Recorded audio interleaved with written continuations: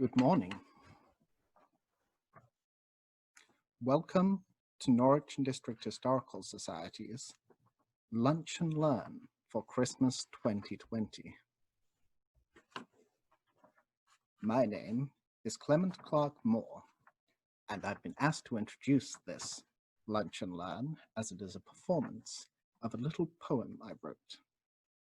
Now, I was born in New York City on July 15th, 1779, to the Reverend Benjamin Moore, later the Episcopal Bishop of New York City, and Charity Clark Moore, who gave birth to me on her family's estate in Chelsea.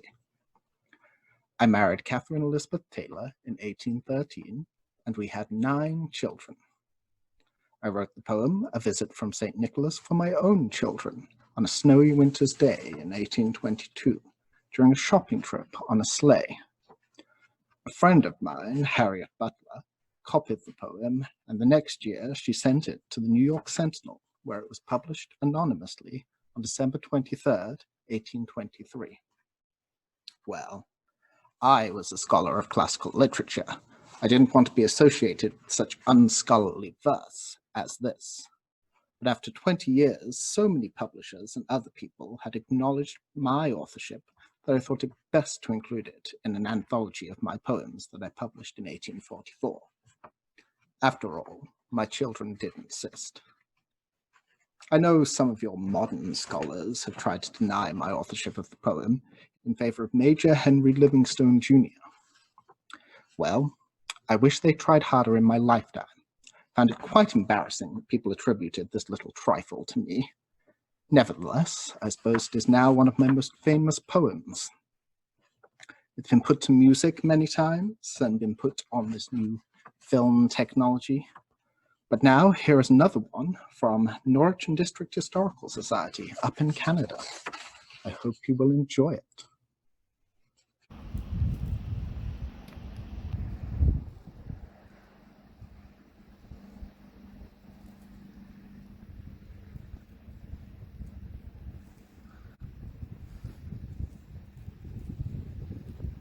"'Twas the night before Christmas in the Lossing house. Not a creature was stirring except for this mouse." Mouse? Ah!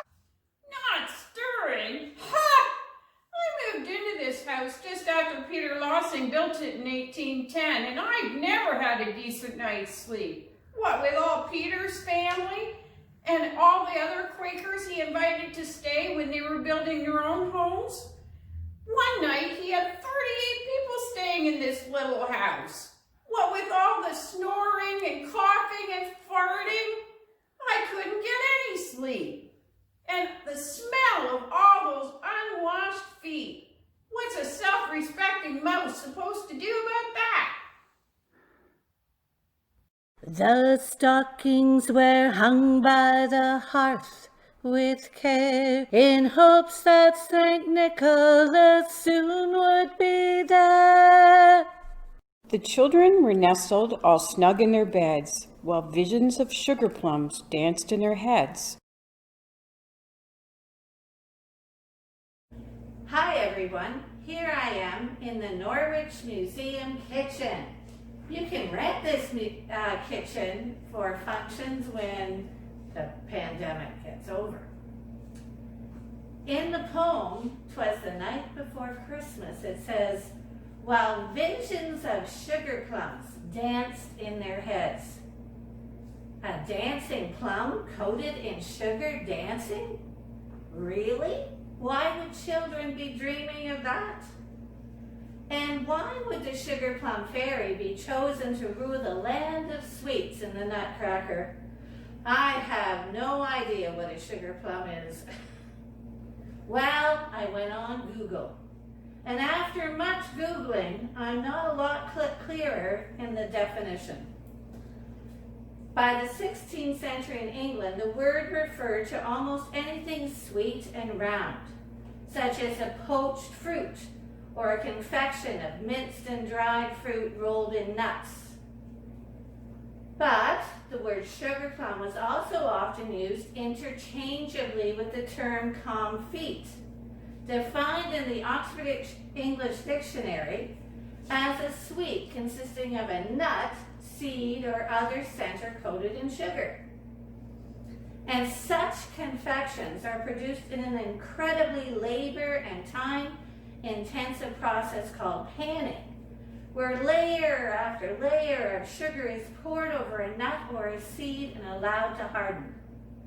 Before the Industrial Revolution and the advent of automation, it could take a candy maker several days to complete a single batch of sugar plums. The confection's price often reflected this in the Victorian era, which meant sugar plums were a luxury item worthy of visions to be enjoyed on a special occasion. Now, the universality of sugar plums got a second boost by the mid-19th century when factories began mass producing once labor-intensive foods like confits. The term sugar plum was then expanded to encompass almost any kind of sugar candy or bite-sized confection. It was this broad reach of the term sugar plum that most likely led to its demise. The term described every candy and yet no candy in particular. So when marketing gurus transformed crunchy coated sweets into M&Ms and slabs of chocolate, the sugar plum had nowhere to stick. Today, more than a century after its heyday, the word sugar plum is considered obsolete, and not a glimpse of the item can be found on candy store shelves. Well, at least that's what the internet says. Well, here in the museum we're reinstating the term sugar plum today, and I've made 2 easy types. Deborah Dufton sent me her family recipe, and she was willing to share it. And this recipe includes apricots, orange juice, orange rind, right here. So you grate it up, and something called crystallized ginger, which I had never heard of. And I got this at Coyle's. So shop locally. Coyle's has everything you need. So what happens is and I used a modern device, a food processor at home. So first thing you do is you cook up the apricots in some orange juice on the stove with a couple of spoonfuls of honey and the orange rind. And you cook that up for about 10 minutes until the apricots soften and kind of look shiny. You cool that down then, and then you put the apricots in the processor with the ginger.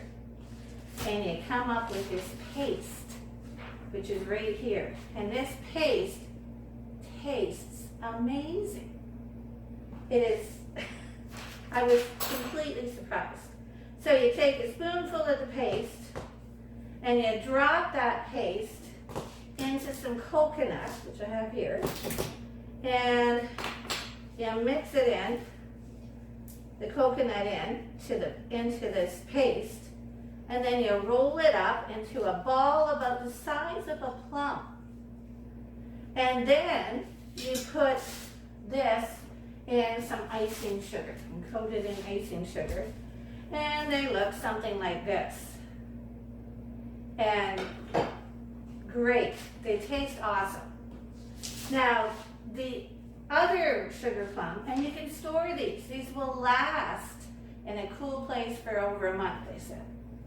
And they're gluten-free for anyone who is gluten-free.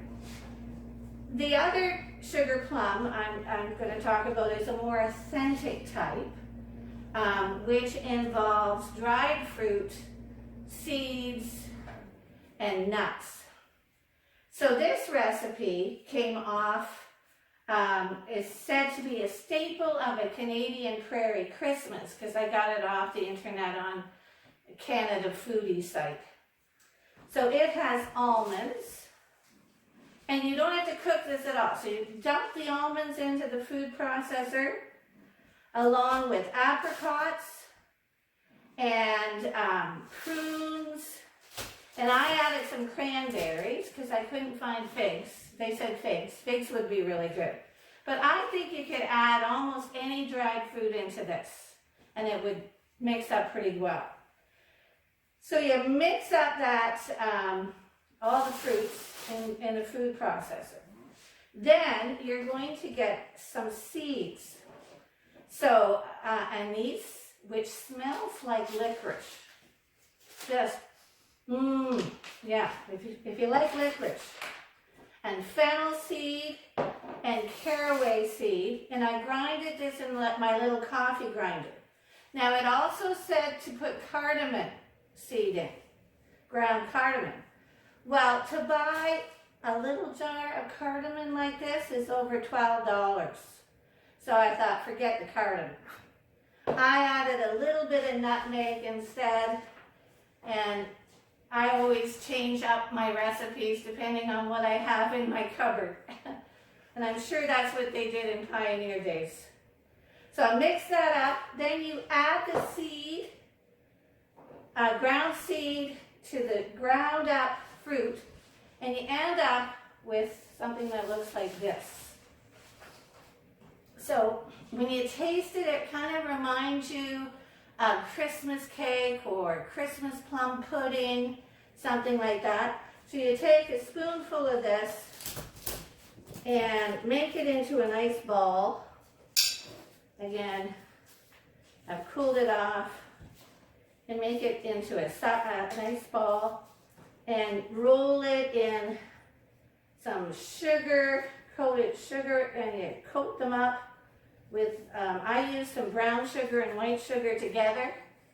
They said to use some glaze. You can get colored crystal sugar that they used to use, and they hang them by balls off of trees at Christmas sometimes too. And there is your more authentic sugar plum. I think you can experiment with this. You can add whatever fruit you like. I'm going to try a more adult version, and if you soak your fruit in some brandy or spiced rum for a few days ahead, and then make them into this plum, then I'm sure you'll have dancing sugar plums in your head at Christmas. So enjoy, have fun making them. Bye.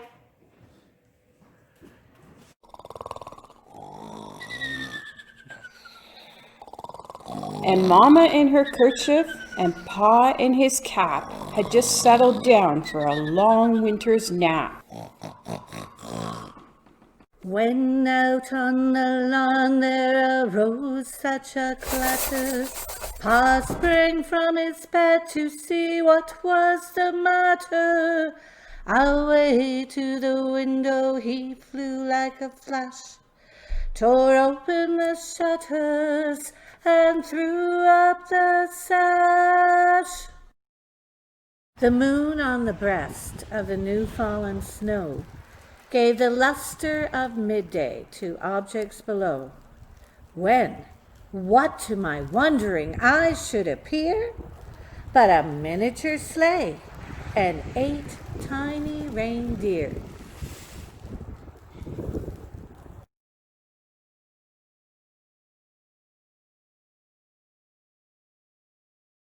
The Norwich District Museum has several sleighs in our collection, all stored in the upper story of our implements barn, which is currently closed to the public. Here you can see 2 of these sleighs are cutters, small, lightweight, 2-person sleighs of a style that was invented in the United States in the 1800s. Others are larger sleighs, with room for 4 people, quite similar to some of the Democrat wagons on display downstairs in the implements barn, which is not closed to the public. There are also plenty of pictures in the archives of people using cutters and sleighs to get around Norwich in the early 20th century. Sleighs and cutters were used for personal transportation by families, as well as for work, carrying maple syrup pails and milk cans. For some, riding in a cutter was a real novelty, such as these Jamaican students from the Ontario Agricultural College in Guelph, staying with host families in Norwich for the holidays. The dog belonged to the Hoyts, and here's Clarence Hoyt with his daughter Barb Crittenden and her 2 young boys taking a cutter ride.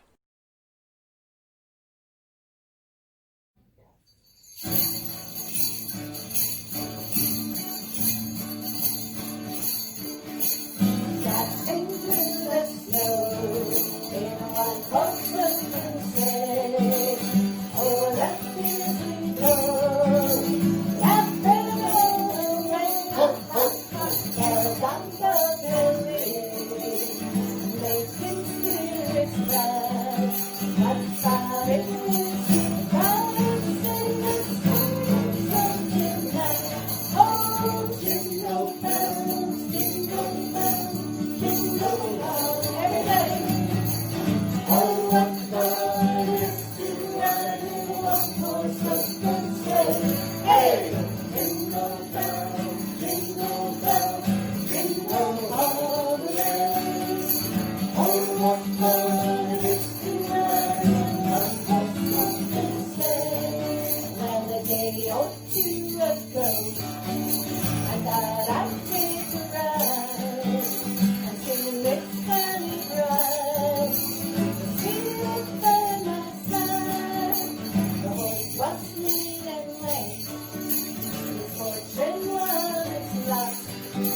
He got into a drifting wreck, and we got outside. Oh, jingle bells, jingle bells, jingle all the way. Oh, what fun it is to ride one horse open sleigh. Hey, jingle bells, jingle bells, jingle all the way.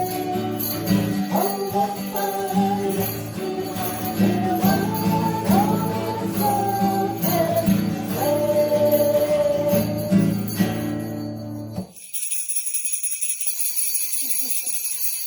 Good job, everybody. With the little old driver so lively and quick, he knew in a moment it must be Saint Nick. More rapid than eagles his coursers they came, and he whistled and shouted and called them by name. Now Dasher, now Dancer, now Prancer and Vixen, on Comet, on Cupid, on Donner and Blitzen, to the top of the porch, to the top of the wall. Now dash away, dash away, dash away all. As dry leaves that before the wild hurricane fly, when they meet with an obstacle, mount to the sky. So up to the housetop the coursers they flew, with a sleigh full of toys, and St. Nicholas too. And then, in a twinkling, he heard on the roof the prancing and pawing of each little hoof, as he drew in his hand and was turning around. Down the chimney, St. Nicholas came with a bound. He was dressed all in fur from his head to his foot, and his clothes were all tarnished with ashes and soot. A bundle of toys he had flung on his back, and he looked like a peddler just opening his pack.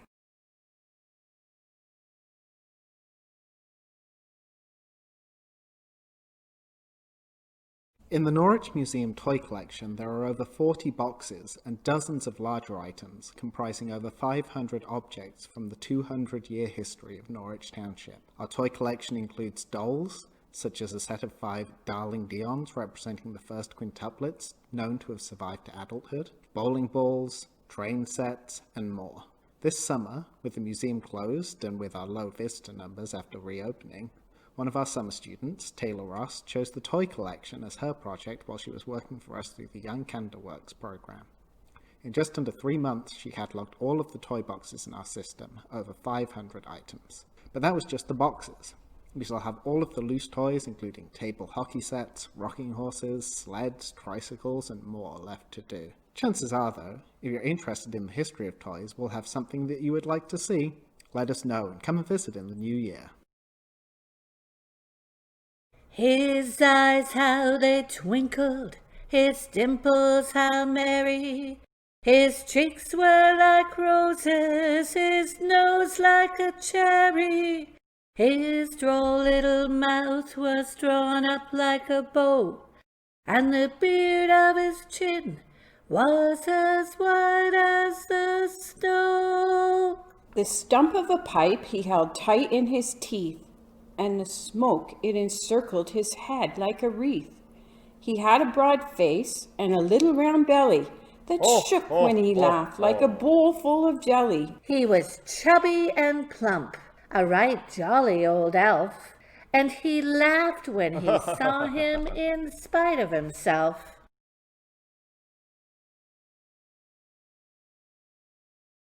Santa Claus, St. Nicholas, Sinterklaas, Kris Kringle, and Father Christmas are all elderly white males with white hair and beards, but different costumes. Clement Clarke Moore's poem, A Visit from St. Nicholas, written in 1823, introduced the image of a jolly fat man with a white beard and hair for the first time. Moore based his portrayal of St. Nicholas on the Dutch Sinterklaas and his overweight elderly Dutch neighbor. Moore's depiction of St. Nicholas was the first to have St. Nicholas arriving on Christmas Eve instead of Christmas Day. It was also the first depiction of 8 reindeer pulling St. Nicholas's sleigh. A Visit from St. Nicholas influenced the drawings of Santa Claus by Thomas Nast in Harper's Weekly magazine in 1863. The image of Santa Claus in 1863 depicted a rotund, cheerful man with full white beard in a bright red suit trimmed with white fur. It introduced the North Pole as Santa's home, the toy-making elves, and Mrs. Claus. The Coca-Cola Company executive Archie Lee commissioned artist Haddon Sundblom to develop advertising images of a realistic and symbolic Santa Claus for advertising purposes in 1931. These images solidified the image in the hearts and minds of people the world over, and Santa's image has changed very little ever since. A wink of his eye and a twist of his head soon gave him to know he had nothing to dread. He spoke not a word, but went straight to his work, and filled all the stockings, then turned with a jerk, and laying a finger aside of his nose, and giving a nod, up the chimney he rose.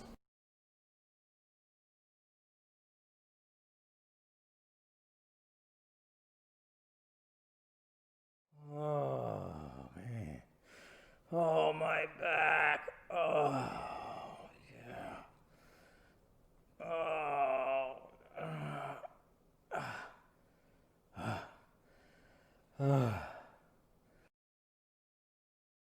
He sprang to his sleigh, to his tin gable whistle, and away they all flew like the dawn of a thistle. But he heard him exclaim, ere he drove out of sight, Merry Christmas to all, and to all a good night. Ho, ho, ho, ho, ho.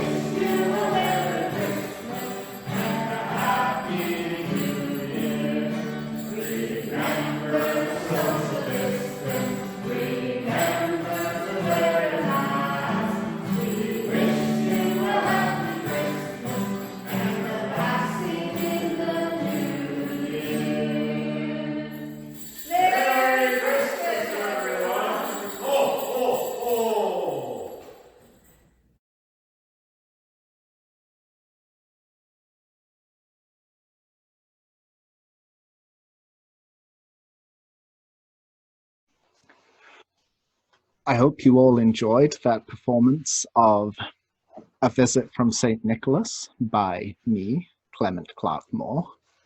Should thank the staff at the Norwich Archives, Janet Hilliker, for providing us with the images of St. Nicholas from Christmas cards and photographs of sleighs and cutters from Norwich Township, as well as Deborah Dufton and Ruth Storey for volunteering to help out and perform so much.